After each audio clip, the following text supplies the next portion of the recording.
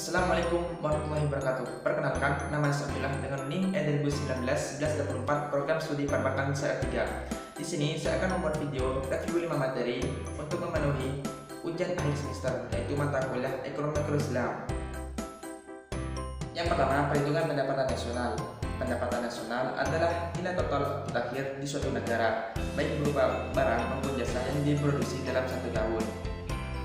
Konsep pendapatan nasional yang pertama, produk domestik bruto, melingkupi perhitungan dalam suatu wilayah pada suatu negara. Yang kedua, produk nasional bruto merupakan nilai produk suatu negara yang dihasilkan oleh penduduk selama satu tahun. Yang ketiga, produk nasional neto adalah produk nasional yang kotor dikurangi penyusutan barang. Selanjutnya, manfaat perhitungan pendapatan dalam negara.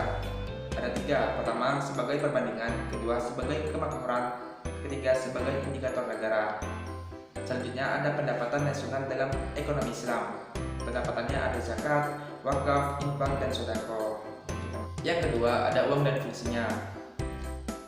Uang adalah benda yang diterima oleh masyarakat umum sebagai alat tukar yang sah dalam kegiatan ekonomi.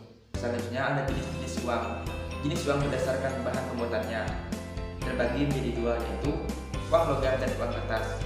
Jenis uang berdasarkan lembaga yang mengeluarkan ada dua juga, yaitu uang kertas dan uang viral. Yang ketiga, jenis uang menurut jenisnya terbagi menjadi dua juga, yaitu uang ganda dan uang penuh. Selanjutnya, fungsi asli uang. Pertama, sebagai alat pembayaran yang sah. Kedua, sebagai alat pembayaran utang. Ketiga, sebagai alat penimbunan kekayaan. Keempat, sebagai alat pemindah kekayaan.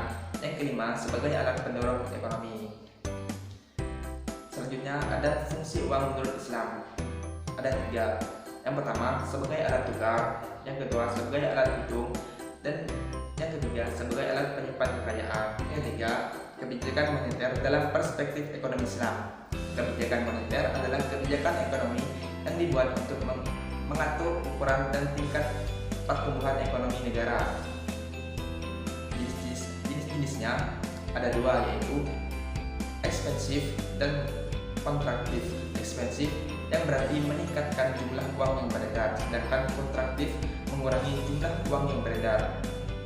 Tujuannya apa? Tujuan kebijakan moneter adalah 4. Yang pertama, mengedarkan uang sebagai alat tukar. Yang kedua, menjaga kestabilan harga. Yang ketiga, menjaga kestabilan ekonomi. Yang keempat, menjaga keseimbangan IM dan LM. Kelima, meningkatkan kesempatan kerja. Keenam, memperbaiki neraca perdagangan kerja masyarakat. Yang ketujuh, distribusi likuiditas yang maksimal. Yang kedelapan, pertumbuhan ekonomi dan pemerataan pendapat. Selanjutnya ada instrumen kebijakan moneter. Kebijakan OBT, kebijakan diskonto, kebijakan cadangan kas, kebijakan kredit ketat, kebijakan dorongan moral, dan penyesuaian tingkat suku bunga. Mazhab instrumen dalam ekonomi Islam ada dua, yaitu mazhab istihaduna dan dahazana mainstream. Yang keempat, peran dan fungsi bank sentral. Bank sentral adalah lembaga keuangan yang menjaga kestabilitasan mata uang negara dan kebijakan moneter. Tujuannya apa? Tujuan bank sentral adalah memelihara kestabilitasan mata uang. Tugas-tugas perbankan yaitu pertama, sebagai suku bunga, sebagai banker, sebagai pengembangan kredit sehat, dan lain-lain. Selanjutnya, 3 wewenang dalam bank sentral. Pertama, sebagai pengendalian moneter, sebagai pengontrol kebijakan, sebagai penerapan cadangan umum. Yang terakhir atau kelima adalah OJK. OJK, Otoritas Jasa Keuangan, adalah lembaga negara yang memiliki fungsi dan tugas sebagai penyelenggara sistem pengaturan dan pengawasan terhadap industri jasa keuangan secara integrasi. Dan badan yang diawasi oleh OJK antara lain perbankan, pasar modal, asuransi, dana pensiun, lembaga pembiayaan, dan lain-lain.